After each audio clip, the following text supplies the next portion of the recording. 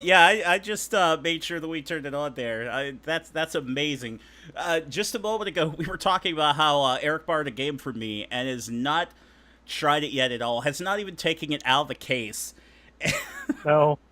And I said that we're gonna get him a video game dominatrix who will come over and just shame him into like finishing his game library, just whip him until he I think puts it's it in the what I system. need, though. I mean, like, it's kind of like catching up on TV. All I want to do is watch garbage on YouTube, and I just inhale all of that when I could be spending that time and finishing these things. But it never I will finish Trails in the Sky someday, and I'm working on it.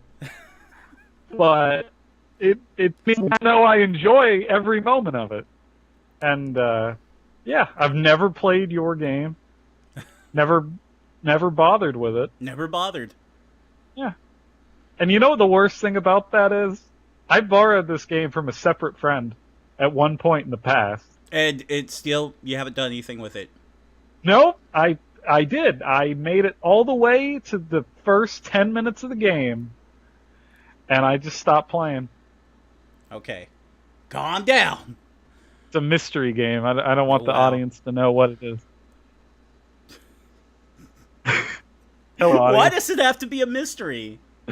Because we're not saying it by name. Leave them in suspense, I say.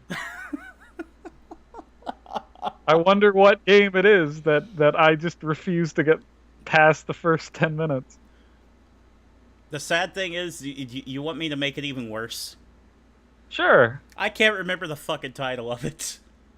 That's why I'm stalling. I can't. 'Cause I don't remember either. I know who made it. I remember the genre of game. I remember the cover art because I've been looking at it a lot. And I But own the stupid thing. have you played it? No, I am not. Okay, the You're only worse than I am. I didn't buy it from you. I paid $20. Okay, it was a cheap thing. Oh, All that right, excuse, it like was that cheap. excuses it.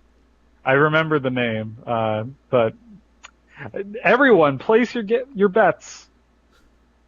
So I bought it for $20 because it's cheap at Evil that with point. Who cares?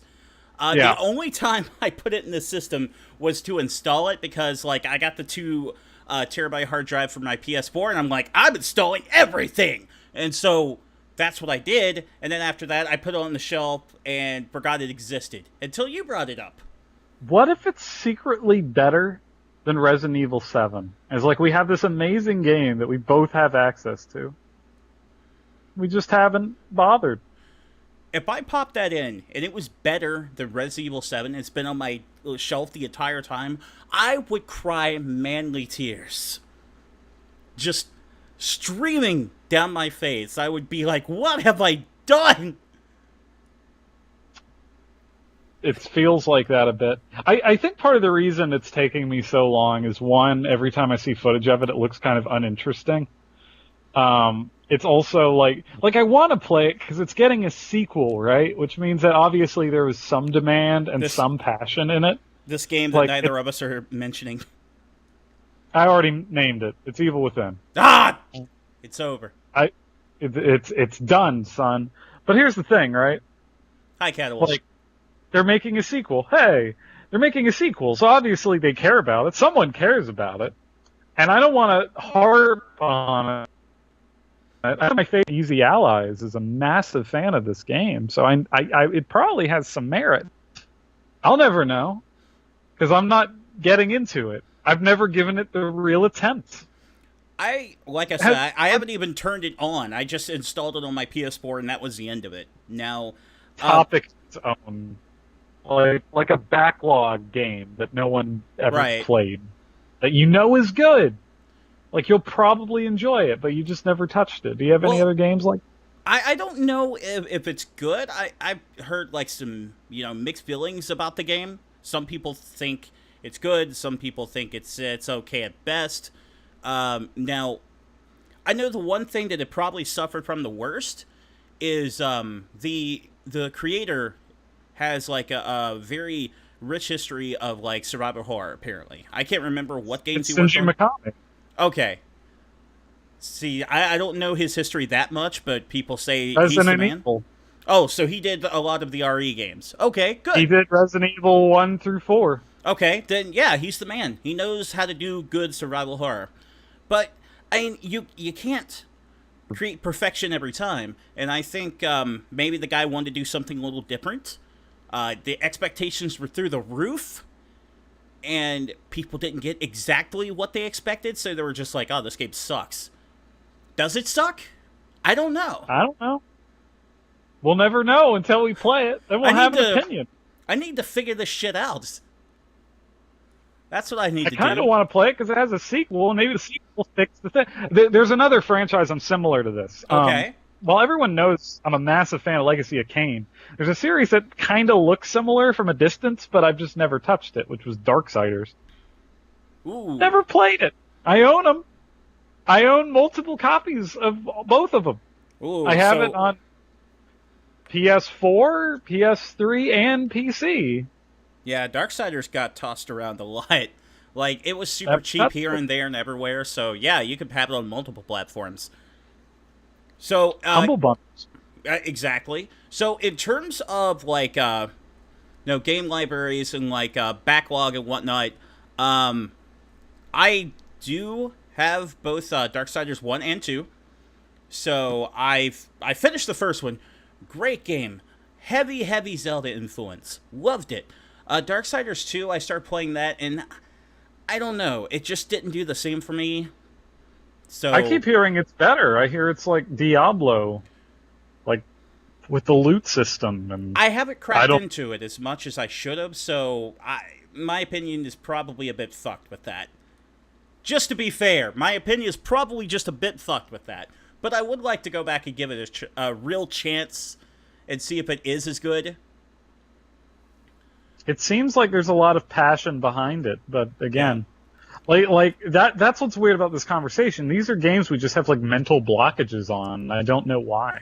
I don't either. Like there are just series that I think people just have that with, and I don't. And that's a lot of the reason we have cult classics, you know? Mhm. Like, Beyond Good and Evil was not that for me, but I know it's that for a lot of people. I know there's a lot of people that have a copy of Beyond Good and Evil and never touched it, Right. and don't even know what it is, which is a shame. I've learned a trick, which is every summer, I haven't done it this summer, I need to. Every summer,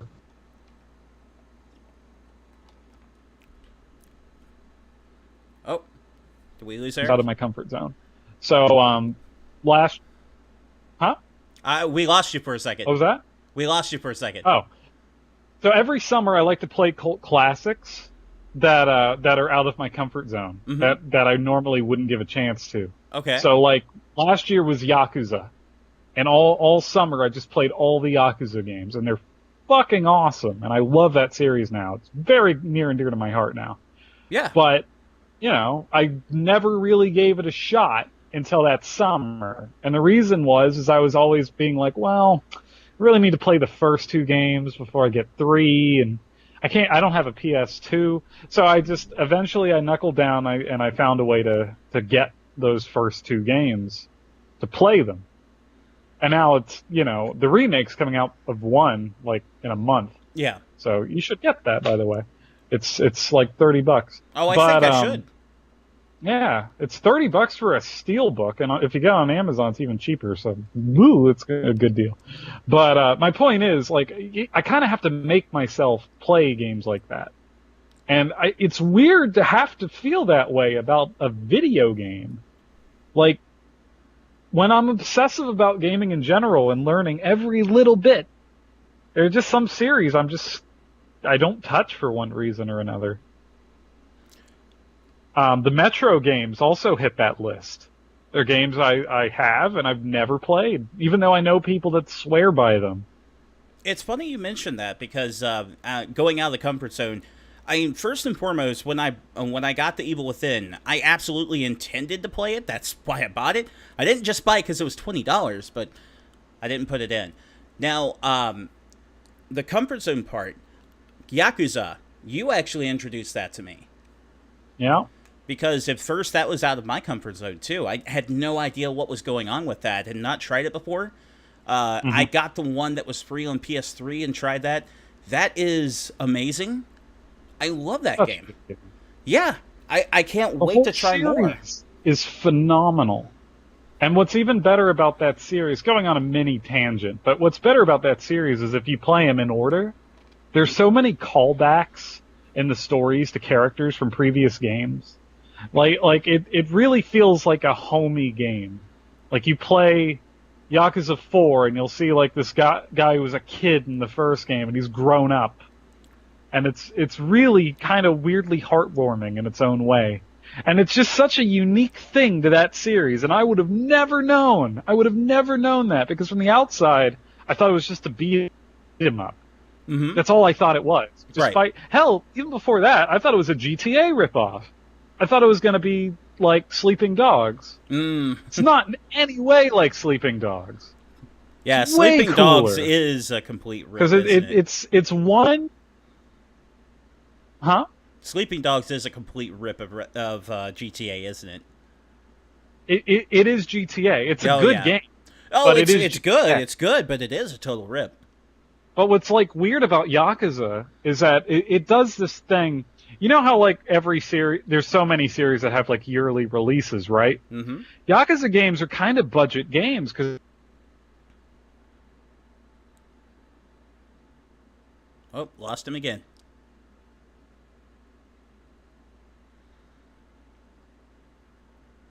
See if we get him back. They remember locations. Am I still cutting out? Yeah. I can't help that. That's fine. No, keep going. Keep going. Anyway, Technical difficulties is part of podcasting. Because you're in the same cities, you now have memories from locations in that city. I don't even need the map to know where the locations are. I remember the streets because I've lived in them by playing all the games. So when Yakuza 6 comes out, and it's like, hey, I need you at Park Street, I know exactly where that is. That's something that only that series could do. And I cool. love it for it. That is cool that you can go to the same locations. You know the place that well because it's pretty much the same stuff as you continue to play on. That's actually really unique. I like that. Now, again, I've only played the one Yakuza, but I definitely want to play as much as I can from that series, simply because it is really good. And it's just one of those games outside the comfort zone that, you're not quite certain what it's going to be, but then you find out that it's actually really, really good. So what stops us? What's the thing that, makes us not look at something and say, I know I'd like it, but I'm not playing it? One thing I would like to think is when it comes down to it, maybe there's not enough advertising when it comes down to certain games. Because you look through a GamePro, they don't even exist anymore, through a Game Informer, and you see these games are coming out and everything else, and a lot of times the big titles that are getting the ad push and everything else, they're at the forefront. They get the big multi-page spread of coverage and everything else. Games that don't have as much push, as much advertising, they're not going to get nearly as much of that. So they don't have hype, but we buy indie games, though. There are games that don't have any advertising that still have hype behind them. The thing is, those games, though, the indie games, oftentimes use platforms like Steam, where they do a grassroots campaign to kind of push that idea. That's how they get through. But I think when you have traditional publishers like Sega, they're not quite sure how to go about it or what's the most effective way, and cost-effective way, mind you, to do something like that. So sometimes they take a bit of a hit with it. And it is interesting because I think of that problem and I don't know what the answer is. How do you fix that problem specifically? Is that why you think that the new Nier did so well? Because the first game didn't sell for shit. I love the original, but, and it had its problems, but it still should have done better than it did. The new Nier is selling like hotcakes. It's very possible. It is selling incredibly well, but it also had marketing this time. There was a Yes. push. Here's the thing. Like, when it comes to games, I have my ear out. I like to hear, like, anything coming out. I have never heard of Nier before. Never heard of it. Now, when Nier Automata came out, I knew that it was out there. I knew what it was. I knew who was publishing it. I didn't know the developer. I knew who was publishing it. I knew plenty of information because it was being fed to me. It was being thrown out there. Mm-hmm. I had no idea it was a sequel. So I'm Most not saying people I'm not saying that's the the main thing, but that's absolutely one of them. It's a major factor. But I don't know. That could be a determination, but like then again, we were just talking about Evil Within. We Yeah. knew what it was. Mm-hmm. The advertising's there. It's got a sequel. Yeah. Cool. Yeah, and because of the the head creator's legacy, he got all sorts of press with that game. Like everybody and their mother was shoving a microphone at this guy, wanting him to talk about this game coming up. So that definitely helped the Evil Within. Now, if you had maybe a more grassroots team that wanted to break into the survival horror genre, I don't think they would have had as much success. I think it would have been a lot harder for them. And It seems like a success that I don't know anyone that's into it. I've never talked to anyone about the Evil Within where they're like, yeah, I'm totally into it. I bought it. I love it. I've not had that conversation once, even with people that love Resident Evil. well, here's the thing. I do read into communities where a lot of people bought it. But the thing is, that's where the bitterness comes from because they were expecting a more Resident Evil kind of thing. But when you're a publisher, you don't care about that part. You look at the fact that it's sold. You're like, we did the marketing and the game sold. Doesn't matter if people are upset that they expected something else, it's sold. If people are expecting something else, we can give them a little more of that in the sequel and continue to sell. So that's where I think the success with that game came from. Is that kind of a similar success to like Watch Dogs? What'd you say? Likely, because Watch Dogs, I knew it sold like hotcakes too. Multiple platforms with Watch Dogs, and I personally was not impressed. I know that there were some other people who felt quite similarly to the way I did. I know there were a lot of people who thought it was great. So you've got this mixed reaction from the game, but the fact of the matter is, it's sold. That's true. But then the sequel, there's a tide over effect that happens in situations like that, which I like to call the hangover effect. Mm-hmm. Where if you make something and it does really well, but people don't like it, it's a sequel that gets punished for it. Watch Dogs 2 was way better of a game. In fact, there are aspects of it that I legitimately enjoy quite a bit. No one bought it. I bought Watch Dogs 2, even though the first game sold out like hotcakes, because everyone felt burned out by the original. Here's the problem. Yeah, you're right. So that's the problem with part 2. So you move on to part 2 of this scenario. The first game sold, mixed reactions. Some people thought it was good. Some people were disappointed. Some people were like, why would you bother with this? The publisher says, man, this sold like hotcakes. We need a sequel. But the bitter taste is still there, and the sequel doesn't sell. And your series dies. So Rest in peace, Watch Dogs. yeah, that's another problem with like the highly successful formula of the way publishers treat that. Now, the interesting part about like more niche games like we're talking about, things that fly under the radar, and a lot of people don't touch those, is they sometimes get like maybe the sales are okay, not something that people are clamoring for, not exactly what the publisher was hoping for, but they're like, if we just push this a little harder, maybe it will get where we need it to be. So they keep pushing it, like Yakuza, for example. Yakuza never got a push until Zero, and now Zero is a household name. Yeah. So I'm certain it sold well in Japan. I'm certain, the sales were okay elsewhere. Okay sales. So Sega was like, well, it's not hitting exactly where we want, but clearly if we can keep going, we can get there eventually. And so they did. So I would definitely call that a success story. It took a long time to get there, But in no way would I, say that they were dumb for ever bothering with it, because the payoff did eventually come in a great way. So story time. That series has been one of the worst treated series in the West ever. And I think it's really more interesting than that.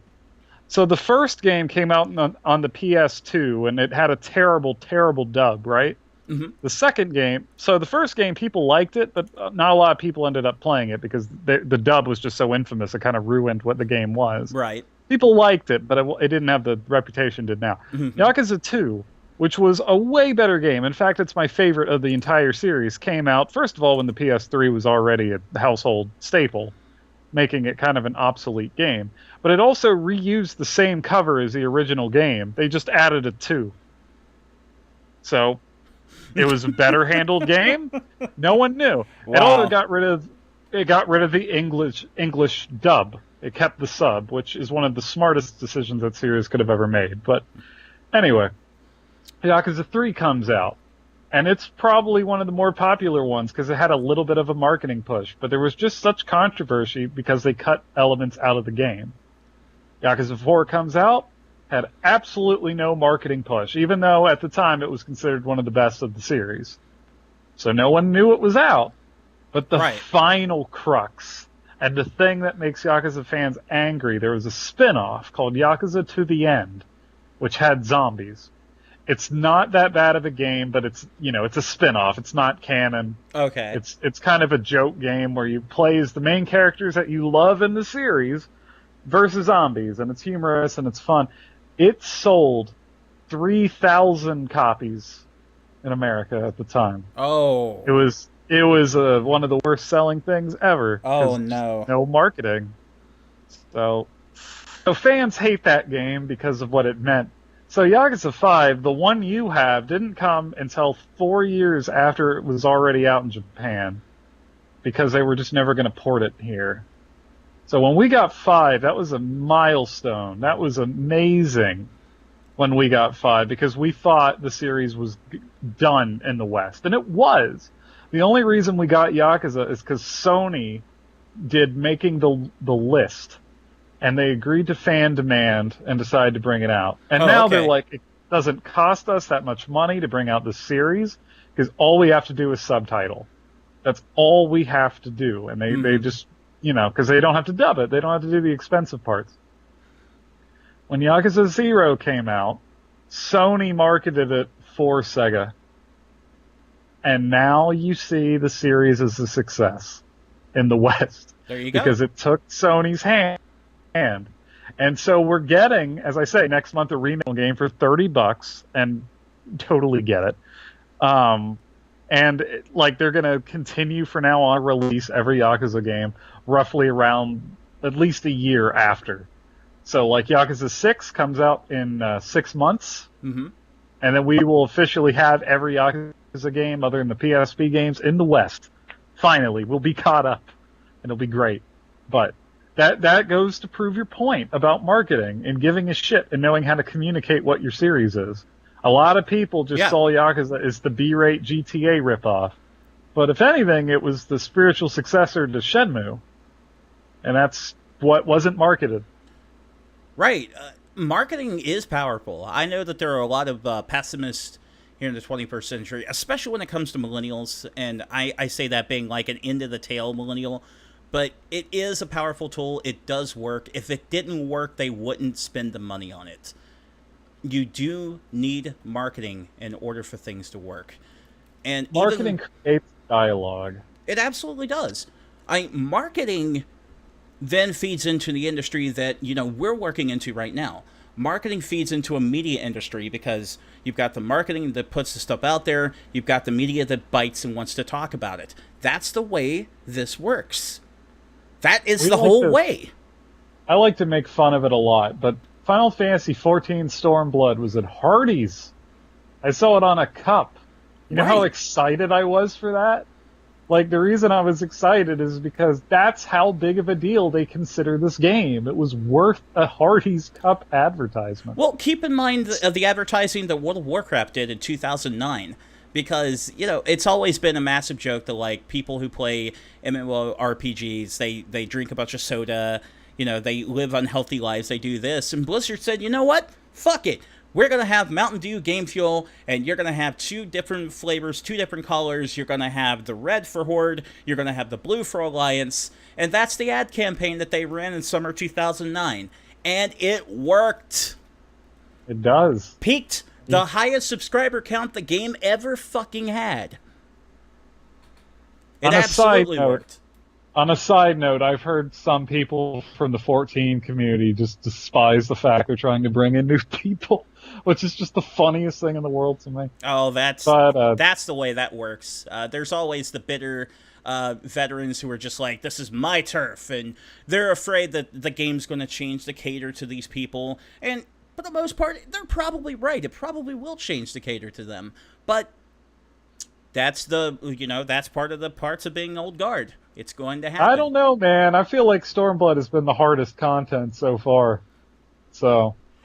Right. Well, in-game might do that, but traditionally when it comes to MMORPGs... No, I'm not even talking endgame. Oh, really? I'm talking, like, the leveling. Oh. Like, the story content is the hardest I think the game has been. I see. Okay, let me put it this way. I have never, before Stormblood came out, lost a solo queue. I did lose 3 separate solo queues in Stormblood my first attempt. Oh, wow, that's hardcore. It's pretty great. And the final boss of the story, that, the one that everyone is expected to do, is, I believe, the equivalent of the expert bosses from the other games. Like, there's a lot of mechanics, and it's kind of frustrating with people because they're just so quick to yell at people who haven't watched the video on how to complete it. But, like, I don't know. It seemed like they took the opposite approach. Stormblood feels very much like, okay, if you're at this point, you know how to play this game. Good luck. Interesting. And I love it for it. Really quick about Yakuza 0. I love that from Catalolf. Yakuza 0 has a chicken called Nugget that you can hire as a financial manager. Yeah! That's awesome. A chicken Yakuza is a series is really close to my heart if you stick with it. Like, a lot of people are starting at 0, probably going to play 1 and then just jump to 6, but, like, a lot of the heart of that game is going through the series at your own pace and seeing the characters develop. Like, it is really one of the most well-directed, well-written series we have, which is really weird considering how stupidly awesome it is, too. Having a chicken called Nugget that acts as your anything, okay? That is awesome.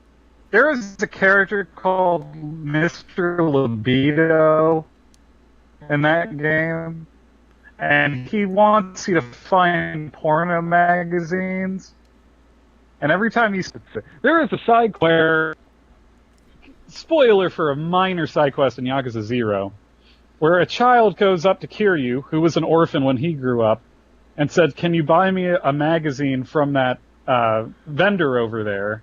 I'm not allowed to. It turns out it's a porno magazine, and Kiryu's trying to decide what is the more responsible thing, to not buy him the magazine and make sure this kid never trusts adults, or to fucking buy it for him so that the kid can learn to trust.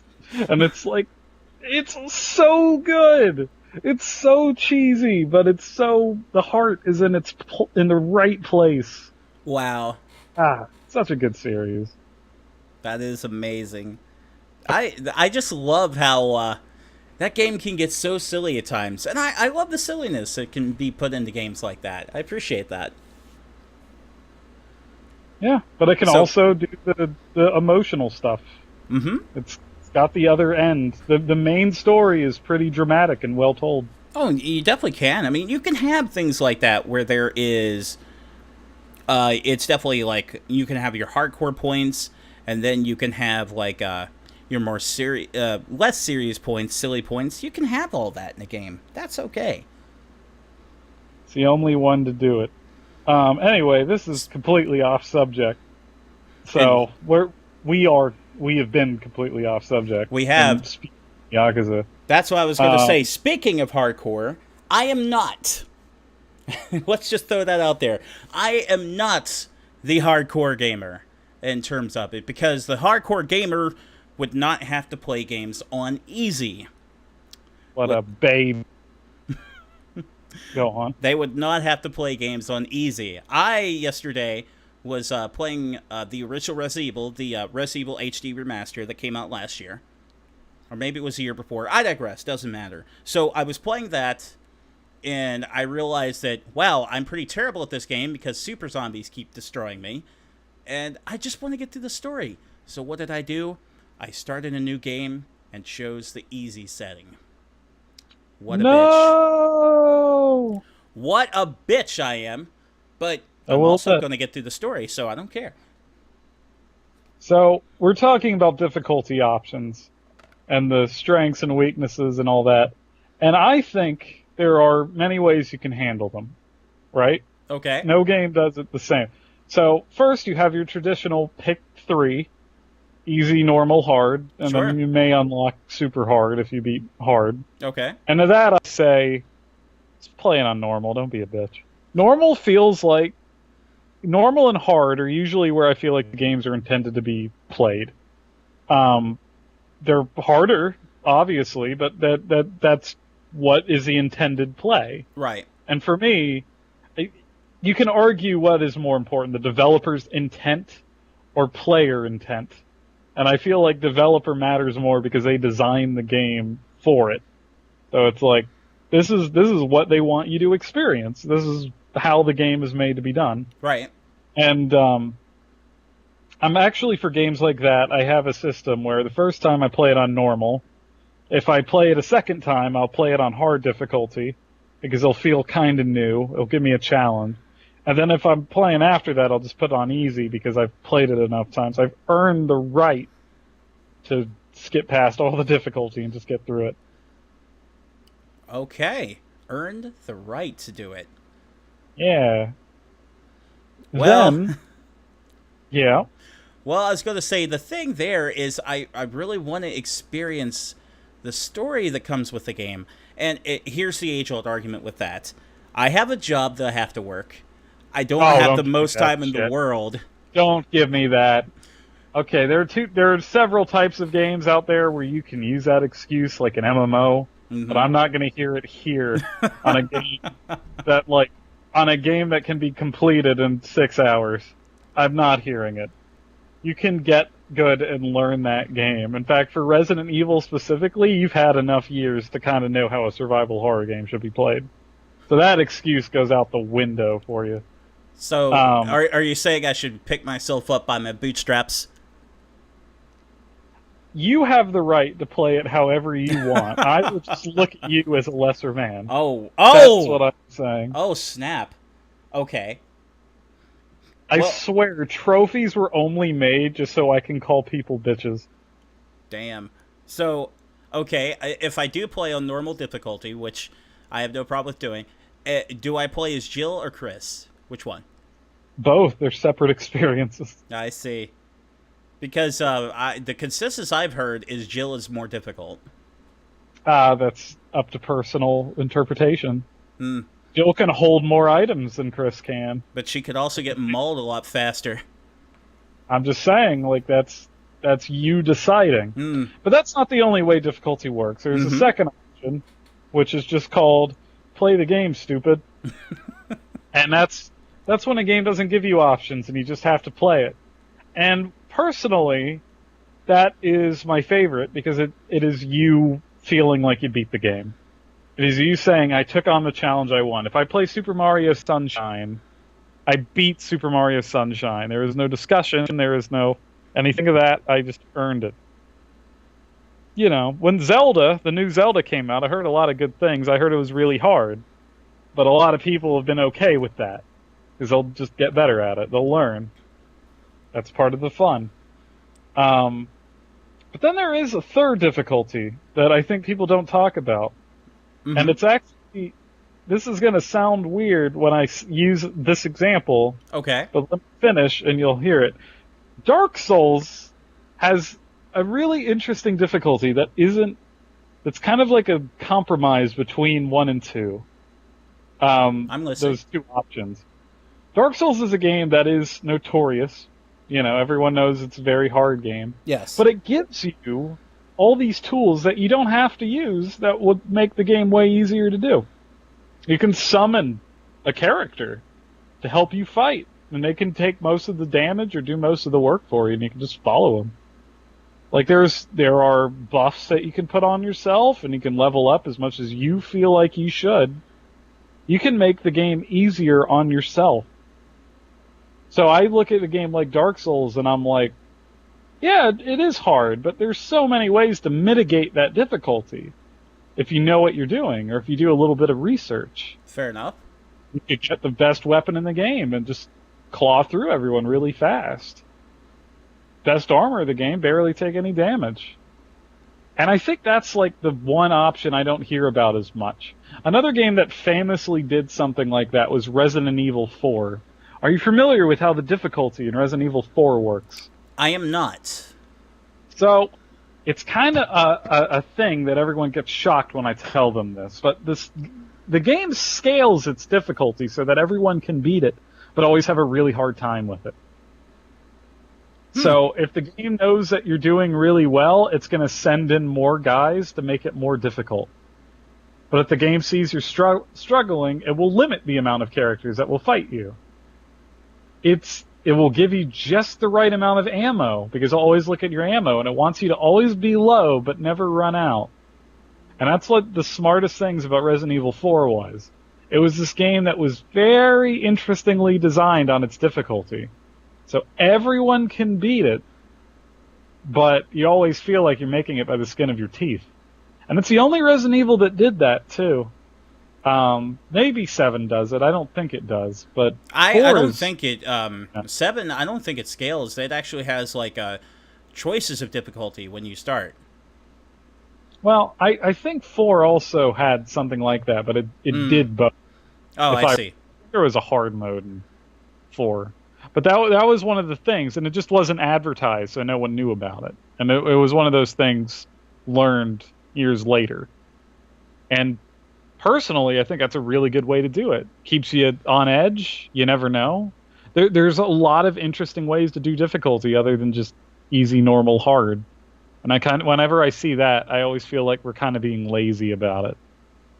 And we just want everyone to beat every game, and I feel like that's not the goal. The goal should be everyone should try and learn the game and enjoy the game and overcome it and beat it. Fair enough. That's what beat means. Fair enough. It means I did it. I'm a big man. Okay, well, there's also option 4 when it comes to difficulty. So let's tackle this one and see how we feel about it. So games that originally had a certain difficulty level in Japan, but when they came over here, they gave like a different difficulty that they called normal, and the hard version is actually what they experienced in Japan. So did you skip the normal and go to hard? Know one example of that. Like, wasn't Devil May Cry 3 a game that our normal was their hard? That might have been one. That's from Capcom. That's the company that's most notorious for doing that, because it actually originally happened with Mega Man. Oh. Yeah, there were. Fuck 'em for that. Yeah, Mega Man 2 had 2 difficulty levels. The normal one was actually one that they created for the Western market. The hard version is actually the original version that was created. So we had an easier Mega Man game. Wow. Yes. I can't imagine what the hell the Japanese Mega Man's like. Yeah, that's what I'm saying. It's tough. It's the same argument made when it came to Super Mario Brothers 2. I mean, it's gone back and forth. We'll never know what the 100% true story is, but we all know that Super Mario Brothers: The Lost Levels, which is what it's called over here, is harder than fuck. Yeah. I mean, it's insane. It's closer to a ROM hack than a game. Yeah. So that they say that one of the reasons why it didn't come over here, because one, research told them that the 2 games are too similar and it might not sell well, so that's why they created Super Mario Brothers 2 US version. That was one story. Story number 2, too damn difficult. So that could be true. So, yeah, they brought it over as kind of like, here's an extra kind of deal that you can try if you want to. But, yeah, that is just way too difficult for us to experience. So we just play, the Super Mario Brothers 2 that was made for us. I think another game that did something similar to that, or no, did some. I take back what I was going to say. One game I think handled difficulty in an interesting way was Grand Theft Auto 5. Mm-hmm. Grand Theft Auto 5 has a very fixed difficulty, but what it does is incredibly generous for checkpoints. So they'll keep the difficulty hard, but you'll get past something and then you'll never have to do it again. And so that makes it kind of a really easy game because, if a clock will strike once a day if it's dead. And that's kind of what the logic for Grand Theft Auto 5 was, which is you're going to get past this part at one point. We won't have to better ourselves, but if we just checkpoint you immediately as you do it, then you've earned it. Yeah, because a lot of the missions are just insanely difficult on that, especially the ones where you have to break into buildings and fight armed guards and all this madness. There's also one particular moment where you got to be on a train on the bike, and I remember that was the hardest thing. But eventually you're gonna get it. Escaping the heist; those are really difficult too. But once you actually get that part of the heist done and start the escape, you don't have to go through all that again. So you're right. Now, if you had to start from scratch at the beginning of the heist and do all that over again, my God. GTA 4 was like that. You had to earn it, but it never felt fun because they were long missions. Yeah. I think that's probably the correct choice that they made in 5 because I can understand that the vision in 4 is you want to have the full experience. Okay, fine. But you got the full experience. How do you feel about games that let you change your difficulty partway through? Nier does that. You can change your difficulty at any point. Turn it easy if you can't overcome something, and then turn it back up. Isn't that just the same as using a cheat? It's the modern day cheat. That's the way I feel about it. Isn't all difficulty modes cheating? In that sense? No, because you can choose to lock one in that way and be like, this is just my experience the entire time. The way I see that is in traditional NES fashion. If you're playing NES, and there's maybe a boss or a specific situation where you can't get past this boss, just pop in the Game Genie and use a specific code that's going to help you beat that specific boss, and then you're fine. You can keep on going. That's the way I kind of see that one. What do you think happened to cheat codes? Why do we not have them anymore? I can't think of any game that has a cheat code in the past how many years. I can't either. It's really it just interesting to think of. You think it was trophies that killed them? Because I don't know, what actually did it. Because part of me thinks it doesn't matter because all games are made to be beaten now when they didn't used to. Yeah. Because the rental service is gone, which was the real reason why games were hard. We can pretend it was another reason, but I really do believe that was the reason they were harder. Because we had to make sure that we had to justify rentals. But now that that's gone and that's not a factor, every game's made to be beaten. Yeah. Except for Dark Souls, which ironically has a higher amount of people beating it. Right. But you think that's what did it? You think it was just games got easier, so we just didn't need a cheat code? It may be a mixture of that, plus, like you were saying, achievements and different things like that to keep the player going. If you're going to give them something to progress toward, why allow them to cheat toward it? I don't know. If you're going to make it to the point where it is absolutely 100% feasible for the majority of your players to get this achievement or trophy or whatever you'd like to call it, why would you give them a way to cheat to it? That's the logic I'm thinking of here. Well, let me break it for 1 sec. Minor spoiler for Nier, but I think this is more of an Easter egg than a story spoiler. Mm-hmm. Nier Automata does something really interesting with trophies.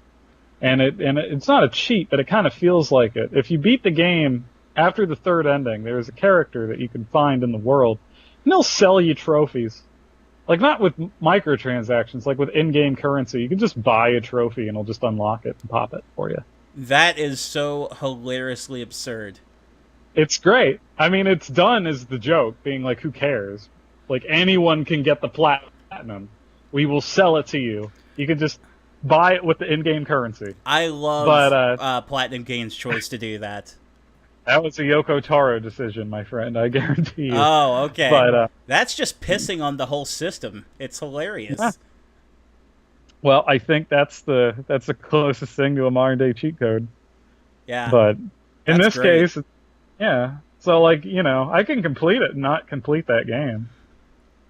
That's one of the funny things, because there's content. There's 100% you could do, but like you're not going to get a trophy for it. I mean, you could, but you don't need to go that way. Right. You could just easily get it. Yeah, but I think that you probably hit the nail on the head, because games probably have become easier and more feasible. Because back in the day, not only was there the rental system, there was also like games were cryptic. They were purposely cryptic, so people would sell you guides for them. That's why I said, I'd beaten Resident Evil 2, I used a guide, but that's okay because the game was purposely cryptic to sell you a damn guide. That was the point. Now, I mean, guides are still out there, but you really don't need them. Not really necessary unless you just want to be like a perfectionist. And yeah, these trophies that are on there, they're there for a reason. They are all completely 100% feasible for the majority of players. Well, now that you've said this, I want to ease my way into this little sneaky underbelly of corruption I wanted to put on you. Uh-oh. If all games have become easier, is it possible that Dark Souls was not that hard, but it just wasn't as easy as everything coming out at the time? I could agree with that. Is it possible that maybe this community of the internet who keep going Dark Souls as a euphemism for hard, and just every time I see a review say it's the Dark Souls of whatever, are full of shit, because Dark Souls is a very beatable game, but it didn't give you all these simple ways of beating it. You had to actually beat the game. Mm-hmm. That's all. I just wanted to throw shade at people I think throwing that, Dark Souls on this difficulty bus. Yeah, I think that it's absolutely feasible. I mean, Dark Souls, one of the things that makes that game so difficult for people who are approaching it for the first time and learning it is there's so much going on at one time. There's a lot to learn, a lot of mechanics you need to be aware of, and you need to be alert when it comes down to it. I don't see that as any different than, like, I'll go back to Mega Man. Mega Man 2, tough as fuck. That game will beat the hell out of you. And it is just insane. Like, if you think you're going to sit down in one setting and beat Mega Man 2, you've got another thing coming. And I promise you, it's going to be shorter than Dark Souls ever thought of being. So you heard it here first. Dark Souls is an easy game. Get good, internet. Yeah, I'm not going to say it's like, oh man, you should be able to pick up this game For and just beat it. Beat it, pick it up, you'll finish it tomorrow. It's so easy. I don't think so. I think people are going to have a hard time. But like I said, it is a longer game. So there's a lot to learn. You're going to have some time to get into it, try to figure things out. Of course it's going to take you some time to beat. But that's what I'm saying. You take a game like Mega Man 2, which is inherently shorter than Dark Souls, and I promise you that game's going to beat the fuck out of you too. It absolutely will. And what would you say to people who suck at Mega Man 2? You're going to have to get good because there's no other way. Get good. There's just no other way to do it. I've officially turned this man into a Dark Souls player. Good night, ladies and gentlemen. I've turned him into the stereotype. He's telling everyone to get good, but he won't listen to his own advice when he plays Resident Evil, the remake. You know what? I will start a new profile as Chris. As Chris Redfield. You know, that's probably conquer it. That's fair. You could play her on easy and him on hard. That's the solution. You can just have your potatoes. Also, I had one super minor thought that has no discussion. But before we end the show, I just wanted to say it. Okay, do and it. I feel like this is the audience to do it. Sure. Splatoon is Nintendo's answer to 1 versus 100. Thank you. Okay. I don't have any context for that because I have not played Splatoon 2. No, you played Splatoon 1. You Yes. should have. Splatoon 1 was a game that was made on a schedule where the world around the game had to play it at certain times if they wanted to do certain content. 1 versus 100 was a wonderful Oh, experiment on 360 that was set around a schedule. You had to come at a certain time to do. you are right. Yeah. Okay, I see what you're talking about. You're talking about the Splatfest. Yeah. Yeah, See what I'm Splatfest. getting at here. Yes, Splatfest was hardcore, and I remember 1 versus 100. That we had a lot of fun with that. If they It was ever, the best game on the 360. well, it was probably the best party game by far. It was fantastic. If they ever wanted to bring that back, we'd be right there. Well, it's Microsoft, so. But all right, I just realized we did not even say the beginning of the show. We just jumped right into it and just went nuts. Well, that's because we've been gone for a while and we got so excited. So this has been the reset button for July 25th. I'm Patrick. That's Eric on the other side there. And we'll see you guys Yay. later. See you later.